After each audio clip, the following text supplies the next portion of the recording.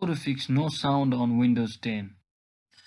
So if you're also facing no any sound coming on your Windows 10, then what you need to do is just search in for control panel by heading over to your control search bar, and once you're inside here, just click on sound option over here. Once you click on sound option, just double click on it and make sure you select your respective and just set it as default. Make sure to set it as default and just right click on properties, and under your spatial sound option, make sure you have turned this off. So once you turn this off, click on apply and click on OK. So you can now close the window. So the next method, what you can do to fix your sound issue on Windows 10 is just head over to your search bar and search in for device manager.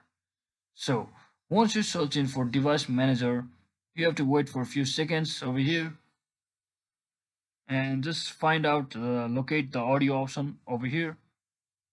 So as you can see, here is my audio option. So what you need to do is just head over to your speaker option and right click and make sure you search automatically. Click on search automatically for your device driver, which might try to update your driver if it's outdated. So just click on close if it's already updated. So once you do all of that, the final option is just type in services.msc by simply searching for Windows plus R on your keyboard, and just it will open your services option over here, and just scroll down until you find the option for Windows Audio. So now simply enter the option and make sure you have selected the starter type as automatic.